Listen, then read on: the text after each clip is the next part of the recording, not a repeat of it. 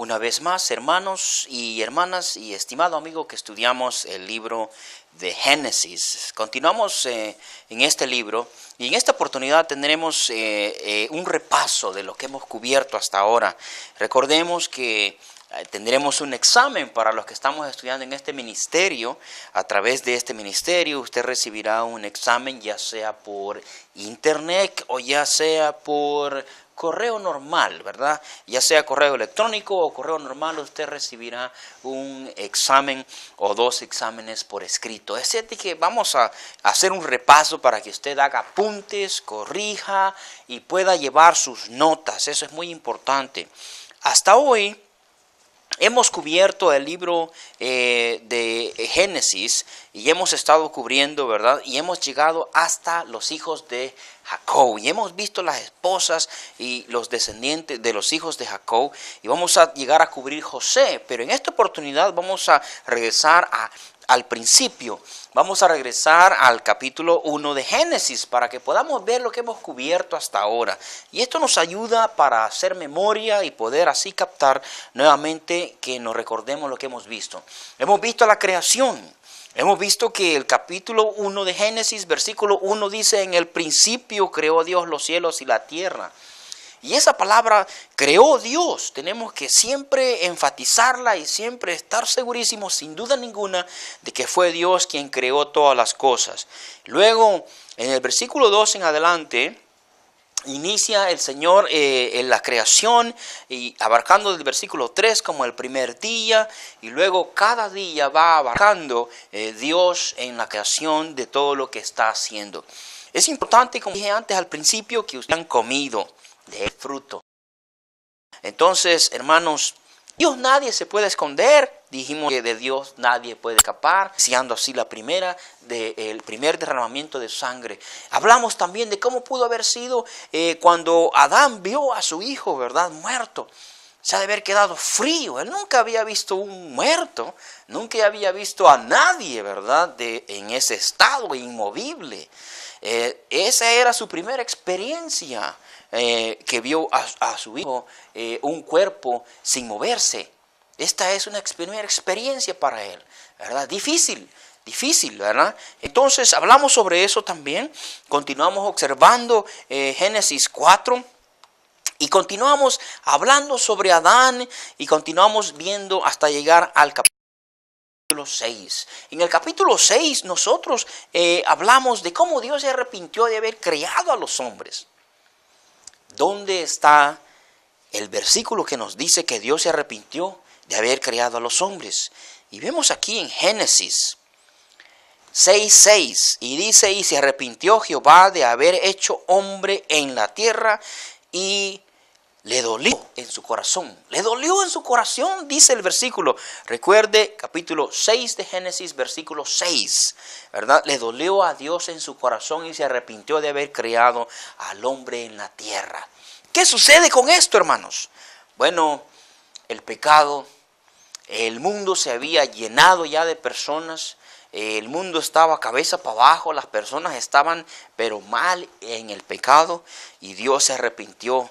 Las personas estaban separadas, muchos de ellos, de Dios, de tal punto que Dios nada más encontró gracia en Noé.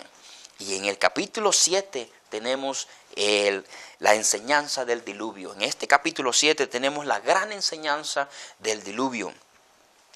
Encontró gracia Dios en Noé.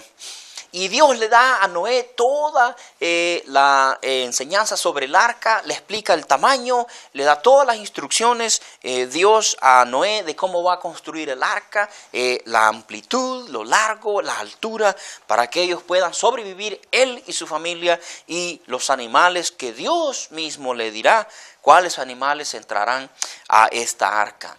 Y así poder flotar. Pero hablamos y enfatizamos que a través de Noé aprendimos la fe, la tenacidad de Noé. Porque hablarle a la gente por más de 120 años y no creer más que solo su familia, eso conlleva fe, tenacidad y esperanza, dedicación, fidelidad a la palabra de Dios. De recordar que Dios cumple su promesa, que Dios dijo que iba a llover. Y esa lluvia vendría. Y ellos continuaron trabajando, construyendo esa arca hasta estar terminada. La Biblia dice 120 años sin desmayar, trabajando. Hablamos también de que no habían clavos ni tornillos para sujetar la madera del arca. ¿Qué utilizaron? La Biblia nos habla de una brea que fue utilizada para unir los pedazos de madera con los otros y así sellar y no pudiera entrar el agua adentro del arca, porque al entrar el agua se hunde. Bueno, hermanos, esta era una era una brea de madera, pero bien importante para este trabajo. Algo que también podemos observar, continuando con Génesis, fue en el capítulo 7 que hablamos del diluvio. De este gran diluvio que vino al mundo, que Dios había dicho que iba a venir y que le dijo a Noé que iba a llover. Si usted no ha leído Génesis antes, le invito a leerlo y a escudriñarlo más a fondo, porque en este estudio no podríamos ir versículo por versículo, pero podemos cubrir lo más que podamos. Así es de que le invito a que usted escudriñe, ¿verdad?, a fondo. ¿Qué pasó con el diluvio? Vimos también a través del capítulo 7 que llovió 40 días y 40 noches. Increíble, el agua se mantuvo sobre la faz de la tierra, dice la Biblia. ¿Cuántos días? 150 días. Y empezó a disminuir el agua. Después de 150 días, Noé flotando, hermanos, llevándolo a la intemperie, cualquier parte del mundo, las olas movían esa arca hasta detenerse en un lugar alto, muy alto, en donde el agua ya había decrecido, había bajado. Y ese monte se llama el monte Ararat. Si usted tiene su lápiz y su lapicero en mano, escríbalo nuevamente o subráyelo. El monte Ararat fue donde el arca se detuvo. Cuando se detuvo el arca, Dios le dijo a Noé que sacara los animales y ellos contentos salieron del arca, él y sus hijos, ¿verdad? No había nadie más en el mundo más que solo los que salieron del arca. Tenemos que recordar. Otra vez Dios les dice que se multipliquen y se pueblen. Otra vez tienen que llenar ellos, multiplicarse y otra vez llenar el mundo. Y de allá venimos usted y yo, de uno de los hijos de Noé. Dijimos que nosotros descendemos de uno de los hijos de Noé. Y venimos desde ese entonces, el hombre se empezó a multiplicar otra vez. Y hablamos de un hombre que se llamaba Nimrod, que fue uno de los grandes en ese entonces, que la Biblia le llama poderoso, porque él fue uno de los grandes guiadores para poder levantar la torre de Babel. Hablamos también de los idiomas, ¿se recuerda? En el capítulo 11.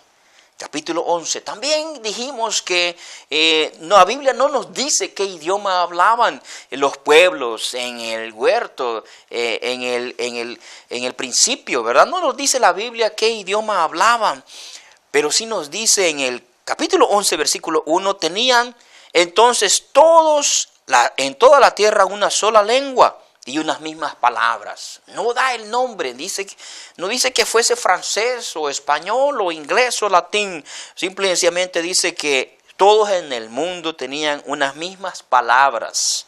Muy importante. Pero después de la Torre de Babel vinieron dialectos y vinieron idiomas porque Dios confundió. ¿Por qué confundió? Porque el hombre tenía una necedad en su corazón de querer llegar hasta el cielo a través de esa torre. Imposible, porque dijimos que solo a través de Cristo se puede llegar al cielo. Y solamente Dios tiene ese plan. Y el que tenga otro plan diferente siempre fracasará, jamás podrá llegar. Estos hombres fracasaron, tenían que poner su fe para llegar a ese lugar llamado cielo, su fe en el que habría de venir, en el Mesías, en el Salvador del hombre, que había sido prometido. ¿Se recuerda dónde había sido prometido? En Génesis 3, versículo 15, es donde está la primera profecía del nacimiento de Jesús. Haga ese apunte, tome nota y apúntelo en su cuaderno. Primera profecía de Jesucristo, de su nacimiento, lo tenemos en Génesis 3, versículo 15. Ahora, Seguimos hablando y viajando a través de los capítulos de la Biblia y llegamos después de los hijos de Noé, que tenemos que recordar sus nombres, que son Can, Jafet, y tenemos el tercer hijo de Noé, que se encuentra también escrito, ¿verdad? Anteriormente en el capítulo 7. Al final del capítulo 7 podemos encontrar la familia de Noé y podemos escudriñar a cada uno de ellos. ¿Por qué? Porque es importante saber quiénes son, porque de allí dependemos todos los demás. Y también ellos tuvieron más familias, tuvieron ellos más hijos y hijos tuvieron hijos y ellos fueron abuelos, ¿verdad? Recordemos los hijos de Noé, que son Sem, Can y Jafet. Sem, Can y Jafet. Y ellos se originaron y se procrearon y tuvieron más hijos y se llenó el planeta. Eso se encuentra en el capítulo 10, versículo 1. Tenemos los nombres de los hijos de Noé. Ahora llegamos a conocer otro gran hombre de la fe, que es Abraham. Abraham es un hombre que desciende de Sem, uno de los hijos de Noé. Desciende de Sem. También hablamos que Abraham tiene dos hermanos, uno que se llama Nacor y el otro que se llama Harán. Recordemos ese punto. También dijimos que Abraham tuvo un hijo, el hijo de la promesa, que es Isaac. Y este es segundo, porque el primero se llama Ismael, que él tuvo, ¿verdad?, con la sierva de su esposa. La sierva de su esposo se llama Agar, y esta es la sierva de Sara, y tuvo un hijo que le pusieron como nombre, le pusieron Ismael. De allí dependen estas familias del Medio Oriente, que ahora son bastante enemigos del pueblo de Israel. Y hay una gran división a través de toda la historia entre la gente que desciende de Isaac y la gente que desciende de Ismael. Le dije también que podría usted revisar eso en el Nuevo Testamento, en el libro de Gálatas. Puede usted ir estudiando más a fondo ese punto importante. Ahora, hablamos también de Lot. Hablamos que Dios le dijo a Abraham que se fuera de su pueblo. Él creció y nació en Urs. Él vivió y creció allí en Urs. Y de Urs, él se movió con su familia y su padre y se fue hasta Harán. Se fue para Harán. ¿Dónde queda Harán? Bueno, aquí está Urs. Y él viajó hasta Harán, ¿verdad? Él viajó hasta Harán. Es muy importante que nosotros veamos que él viaja hasta Harán y allí muere su padre y de Harán él se viene al sur y pasa por la tierra prometida y viajó hasta Egipto. Allá viajó Abraham hasta Egipto. Ahora vimos también la vida de Isaac. La vida de Isaac, que tuvo dos hijos, tuvo a Jacob y a Esaú. Y hemos hablado de los dos de ellos. Y luego vimos también la familia de Jacob. Y ahí es donde estamos tratando de cubrir hasta ahora ese punto de la vida y familia de Jacob. ¿Por qué, hermanos? Porque es importante que nosotros escudriñemos cada uno de estos personajes, lugares y enseñanzas. Porque cada uno de ellos nos da a nosotros una enseñanza enorme. Y Dios se quiere comunicar con nosotros específicamente para que le conozcamos más a Él y para que nosotros podamos así practicar en nuestra vida los conocimientos bíblicos y poder decirle a otros sobre lo que hemos aprendido. No se olvide de estudiar sobre Sodoma y Gomorra, la destrucción de estas dos grandes ciudades.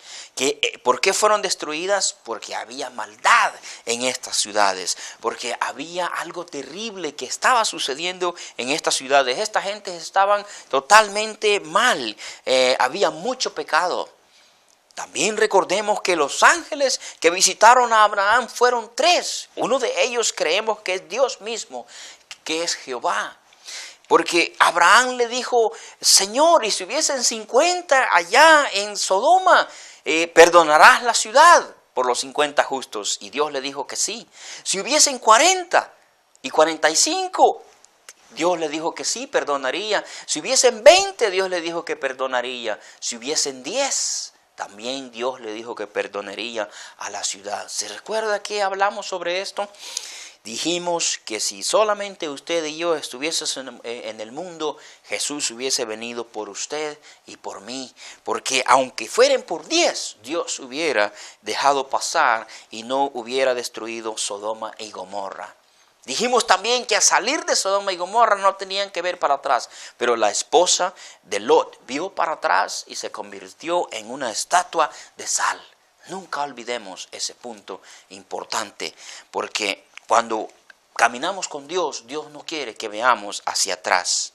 Hermano, hermana, estimado amigo que estamos estudiando este libro de Génesis hasta Deuteronomio, no se olvide de estudiar y de orar, de seguir juntos hasta terminar. Que Dios le dé a usted riqueza de conocimiento, que Dios le dé a usted ese gozo que necesitamos todos los creyentes y que usted camine con Él como Noé caminó con Dios. Que Dios le bendiga.